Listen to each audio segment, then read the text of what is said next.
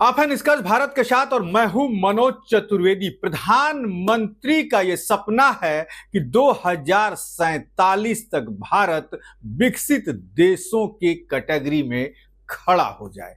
जी हां, आज देश जो है युवाओं का भारत है और प्रधानमंत्री जी हमेशा कहते रहते हैं कि महिला जितनी सशक्त होगी, महिला सशक्तिकरण पर ध्यान दिया जाए तब देश कहीं आगे बढ़ेगा। और इसीलिए तमाम योजनाएं जो हैं महिलाओं के लिए चलाई जा रही हैं, चाहे वो बिहार हो या देश के दूसरे प्रदेशों, जहां बिहार में ड्रोन दीदी से लेकर जीविका दीदी, इन तमाम इनकी संख्या जो है वो करोड़ों में जीविका दीदियों की है।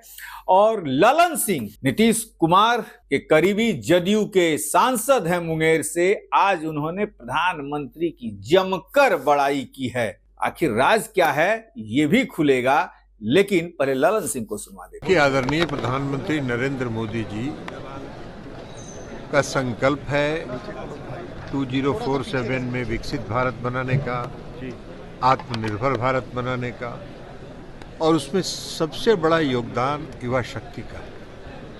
अगर युवा शक्ति मजबूती के साथ देश निर्माण में लगेंगे तो आत्मनिर्भर भारत और विकसित भारत बनाने का सपना साकार हो पाएगा। और इसलिए आदरणीय प्रधानमंत्री जी ने जो सरकारी विभागों में नौकरियों में आरक्षण की रोजगार की जो परंपरा प्रारंभ की है वो लगातार जारी है। और सिर्फ रोजगार सरकारी सेवाओं के माध्यम से, सरकारी नौकरी से ही नहीं होते हैं।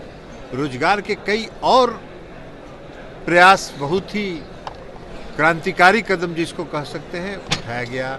नए स्टार्टअप्स के माध्यम से, एमएसएमई के माध्यम से कौशल विकसित करके लाखों नौजवानों को बड़ी बड़ी कंपनियां जितने हैं उनके साथ भुगतान के आधार पर इंटर्नशिप करा कर कौशल विकसित किया जा रहा है ताकि वो अपना रोजगार प्रारंभ कर सकें। और देश के नौजवान, देश के युवा अपने बल पर, अपने कदमों के बल पर, अपनी मेहनत के बल पर, अपनी प्रतिभा के बल पर आगे बढ़ रहे हैं। और हम एक नया कीर्तिमान स्थापित कर रहे हैं रोजगार के माध्यम से आदरणीय प्रधानमंत्री नरेंद्र मोदी जी के नेतृत्व में। सभी कम्युनिटी से लोगों को सिलेक्ट किया गया। इस कम्युनिटी से सभी से सेलेक्ट होता है। और जो आज के रोजगार मेले में जिन लोगों को नियुक्ति पत्र दी गई है उसमें महिलाओं की, जो बच्चियों की संख्या काफ़ी ज़्यादा है।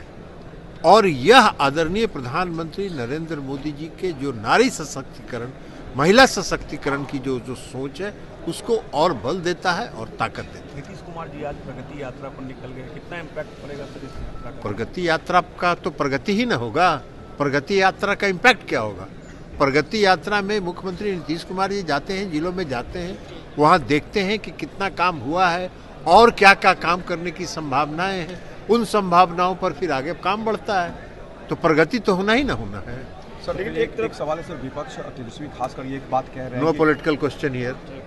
सरकारी रोजगार से सर है सर, लगातार एनडीए की सरकार रोजगार दे रही है, मगर तेजस्वी काफ़ी कॉन्फिडेंट है कि हम लोग सरकार को बदल देंगे, युवाओं को इतना नौकरी उनको बदलने का, सपना देखने का पर नियंत्रण है आपका। सपना अगर कोई देखता है तो उस पर कोई नियंत्रण नहीं है। सपना देखने की आज़ादी है। जब नींद में आदमी सोता है तो सपना देखता है, तो सपना तो वो काफ़ी 20 साल से देख रहे हैं, 20 साल से लगातार सपना देख रहे हैं, आगे भी 5 साल देखेंगे सपना। तो सपना देखना कोई बुरा नहीं है, लेकिन जरा अपने पिछले, अपने माता पिता के कार्यकाल को भी देखें। बिहार का बजट 25,000 करोड़ होता था, आज बिहार का बजट है 2,72,000 करोड़। कहाँ से कहाँ बिहार पहुंचा ये उनको नहीं दिख रहा, बिहार की जनता को दिख रहा है। तो सुना आपने ललन सिंह को। धूरी धूरी प्रशंसा प्रधानमंत्री की माननीय ललन सिंह कर रहे हैं कि प्रधानमंत्री का ये सपना है। लेकिन पटना में जो राजनीतिक हलचल मची है कि नीतीश कुमार आखिर बिजनेस कॉन्क्लेव में क्यों नहीं गए। जब भी तबीयत खराब होती है बिहार सरकार की सेहत खराब हो जाती, आशंका बनी हुई है भाजपा के नेताओं में भी। लेकिन तमाम भाजपा का 31 सदस्यीय जो कमेटी है वो दिल्ली में डेरा डाले हुए है, वहां सब बातें चल रही हैं। क्या कुछ निकल कर आएगा ये भी हम आपको बताते रहेंगे। आप बने रहिए हमारे साथ।